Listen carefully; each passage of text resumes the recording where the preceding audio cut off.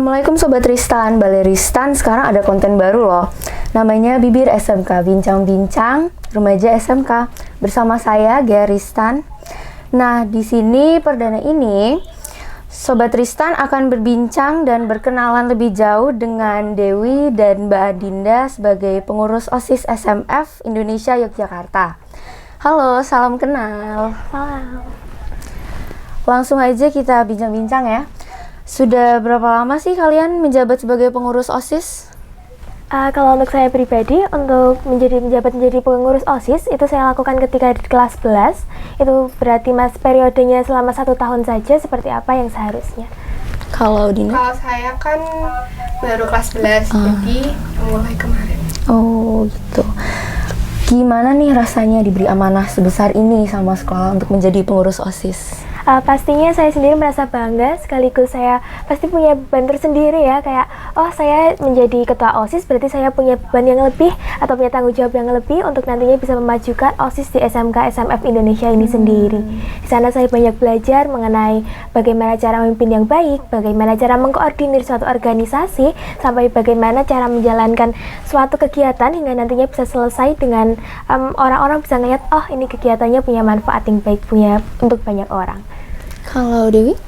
Kalau saya juga sama sebenarnya, cuman kan kalau di masa pandemi ini kan juga kadang sulit kita mau menjalankan sesuatu. Cuman ya kalau di dalam organisasi kan ada ketua, ada anggotanya juga. Kalau saling merangkul, saling bersama-sama, insya Allah masih berjalan dengan baik. Gitu.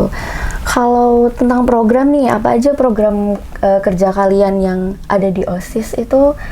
Programnya seperti apa, terus rancangannya seperti apa ke depannya? Baik, kalau untuk periode saya sendiri, sebenarnya periode kita hampir sama ya Dewi ya. Ya, sama-sama kita punya gimana caranya memajukan sekolah. Contohnya kita melakukan beberapa promosi, seperti itu ada acara-acara kayak tryout, Martar Stamper yang biasanya dilakukan ketika tidak pandemi. Tapi selama pandemi ini kita belum melaksanakan itu kembali ya. Kalau untuk selanjutnya ada kayak seperti bakti sosial, ada mengisi beberapa channel YouTube di sekolah dan juga melakukan beberapa kegiatan perlombaan. Kalau Dewi sama? Sama, cuman di tahun saya ini ada beberapa yang beda mungkin buat koreksi ke depannya. Seperti halnya itu pulang sekolah nanti kita bisa kumpul di ruang OSIS, belajar di sana seperti itu. Jadi kakak-kakak kelas kita yang masih ada di sekolah bisa membantu berkontribusi mengajar adik-adik kelasnya. Jadi gitu. Kita bisa sharing, bertukar ilmu. Terus pengalaman kakak kelas 12 itu kan ada PKL juga, kita bisa tanya-tanya kayak gitu. Kreatif ya. Prestasi apa saja sih yang udah diraih SMF selama kalian menjabat sebagai pengurus OSIS nih? Untuk prestasi dari saya atau dari SMF-nya sendiri? Dari SMF-nya. Kalau dari SMF-nya pasti banyak banget ya. Kalau dari siswa-siswanya ada mulai lomba nari, ada lomba LKS farmasi seperti yang kemarin saya ikuti. Kebetulan Kak Dinda juga pemenangnya juara satu. Ya, kebetulan iya. Untuk tahun 2021-2022 kebetulan saya mewakili DIY ke tingkat nasional. Selanjutnya untuk yang lainnya ada lomba beberapa olimpiade farmasi di beberapa kampus di Yogyakarta ini sendiri. Wah, kalau di angkatan Dewi? Iya sama, kebetulan juga LKS juga baru jalan, ada yang mewakili dan besok juga mau diperlombakan. Kebetulan juga ada di universitas, mereka kan ikut lomba juga di situ, ada yang juara juga. Alhamdulillah. Kalau suka dan dukanya nih sebagai pengurus OSIS ada nggak sih gitu? Pasti ada ya. Kalau sukanya pasti kita kayak, kita punya tanggung jawab yang lebih, kita bisa belajar lebih, kita ngerti gimana cara mengkoordinir sesuatu dengan baik. Tapi kalau dukanya ya, kalau jam 10 bisa istirahat, kita harus ada meeting lagi, ada rapat lagi malam-malam, gimana biar kegiatan besok tuh bisa selesai. Seperti itu sih, tapi itu bakalan jadi cerita yang nyenengin untuk kita di depannya nanti. Iya, kalau Dwi?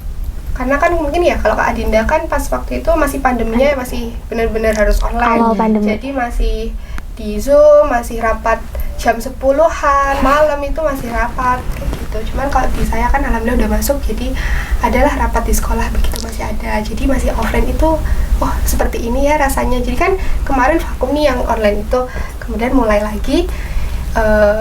lagi secara offline seperti itu. Jadi baru mulainya tahun saya ini. Sip. Kalau dari kalian nih, ada harapan gak sih buat anggota-anggota OSIS lain pasca kepemimpinanmu misal, atau pasca kepemimpinan Dewi? Kak Dinda dulu. Oh ya baik, kalau harapan saya pastinya mereka bisa menjadi pribadi yang jauh lebih baik dari sebelumnya, menjadi pribadi yang lebih disiplin, menjadi pribadi yang lebih bisa mengkoordinir sesuatu dengan baik, dengan memaksimalkan waktu dan juga tenaganya. Itu saja. Dan lebih juga bertanggung jawab, karena kan mereka ikut organisasi OSIS itu kan yang pasti itu sebenarnya dari dalam dirinya sendiri ya. Jadi niatnya ikut organisasi, dia ya ikut berkontribusi dan tentu saja bertanggung jawab. Jadi semuanya itu punya tugasnya masing-masing dan bertanggung jawab atas tugasnya masing-masing. Oh gitu. Kalau soal liburan nih, sebentar lagi kan udah mau lebaran. Iya. Rencana kalian tuh apa sih selama lebaran ini nanti, sebelum lebaran dan setelah lebaran? Kalau lebaran nanti kan pasti ada silaturahmi ya. Iya ada. Setelahnya tuh mau ngapain sih? Kalau saya pribadi mungkin karena saya setelah lebaran tuh saya udah lulus nih, jadinya nanti bakalan ada wisuda, kegiatan wisuda. Selanjutnya saya lanjutkan ke universitas yang pasti. Tapi kalau untuk adik kelas sendiri sepertinya ada beberapa acara untuk gencar melakukan promosi untuk Sekolah, ya untuk gitu. Terus angkatan berikutnya. dan insya Allah besok juga akan diadakan pesantren kilat. Jadi karena ini sudah endemi ya mungkin ya, jadi akan ada pesantren kilat begitu. Gitu ya. Nih kalau di Jogja nih kan lagi banyak nih kasus-kasus kelitih kayak gitu kan. Nah menurut kalian tuh gimana sih perilaku remaja yang melakukan kelitih ini tuh? Sebenarnya untuk kelitih sendiri itu merupakan salah satu cara remaja untuk mengekspresikan dirinya. Namun mungkin orang tua atau orang-orang di sekitarnya kurang memperhatikan gimana sih cara anak kita tuh mengembangkan bakatnya. Makanya mereka melakukan penyimpangan sosial dengan cara melakukan kelitih. Tapi sebenarnya kalau mereka diarahkan ke, mungkin mereka suka berantem, mereka dimasukin ke salah satu perguruan untuk pencaksilat atau sebagainya, mungkin malah bisa terarahkan. Karena remaja di Indonesia tuh punya potensi yang besar untuk menjadikan bangsa Indonesia lebih baik. Mungkin ya karena kalau kelitih itu kan salah satu organisasi nih, pasti ada lah yang atasannya nih kayak, yuk kita biar keren gitu, biar dikenal masyarakat, biar istilahnya mantep lah kalau udah baca orang mungkin gitu ya. Gitu. Jadi mungkin itu udah ada ininya ya, ada yang salah satu koordinatornya mungkin begitu. Cuman karena kalau kelitih itu ya kenakalan remaja lah ya, gitu. Ada saran gak nih buat teman-teman di sana biar nggak terjerumus ke dalam suatu organisasi yang bakal melakukan suatu kriminal kayak kelitih gitu? Ada pastinya, karena tuh setiap orang sebenarnya ngerti kalau kita tuh melakukan kesalahan, pasti di dalam diri kita juga kita itu salah. Dan kita harus ngerti cara membatasi diri. Kita punya batasan untuk diri kita masing-masing, dan kita harus tetap ada di batasannya. Karena masing-masing dari kita pasti tahu mana yang salah, mana yang enggak. Kayak gitu aja. Kalau dari Dewi, ada saran buat teman-teman di sana? Saran itu juga ada sih sebenarnya. Ya itu tadi sih sama, cuman berarti lebih ke ini aja ya. Berteman dengan organisasi, mungkin lebih banyak berorganisasi, lebih banyak kenal dengan orang-orang yang beragama, mungkin seperti itu aja sih. Karena kalau beragama kan mungkin ya udah ada ilmunya agama, jadi dia udah imannya juga ada, mungkin seperti itu gitu. Jadi bisa menjaga akhlaknya juga. Berarti kalau kasus kelitih ini, ada nggak sih menurut kalian faktor-faktor yang membuat mereka melakukan kelitih itu dari lingkungannya, misal lingkungan keluarga atau lingkungan pertemanan gitu? Iya pasti ada, karena remaja itu kan peralihan dari kita anak-anak ke masa remaja itu ada emosi yang belum bisa kita kontrol. Nah salah satu yang bisa kontrol emosi kita, bisa jaga emosi kita, itu adalah keluarga. Kita gimana lebih terbuka sama keluarga, sharing tentang masalah kita bareng keluarga. Menurut saya kalau kita lebih banyak ngobrol sama keluarga, pastinya masalah itu bisa kita selesaikan bareng-bareng, dan anak nggak mungkin terjerumus ke pergaulan yang salah. Karena orang tua sendiri pasti nggak mau dong anaknya terjerumus ke pergaulan yang salah. Jadi salah satu faktornya pasti ada dari keluarga dan juga teman-teman dekat. Kita bisa berteman sama semua orang, tapi kita harus pilih-pilih sama teman dekat kita. Dan lebih ke lingkungannya ya kayak seperti Iya itu. benar.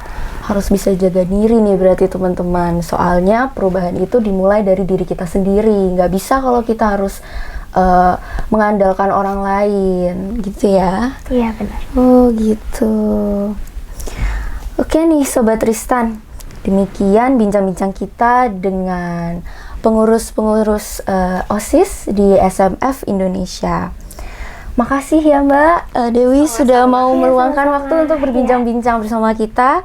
Semoga banyak dari Sobat Tristan yang terinspirasi dan semoga perbincangan kita ini bisa memotivasi Sobat Tristan untuk terus berkarya dan kreatif dalam mengembangkan diri. Jangan lupa komen, subscribe, like, dan share ya. Wassalamualaikum warahmatullahi wabarakatuh.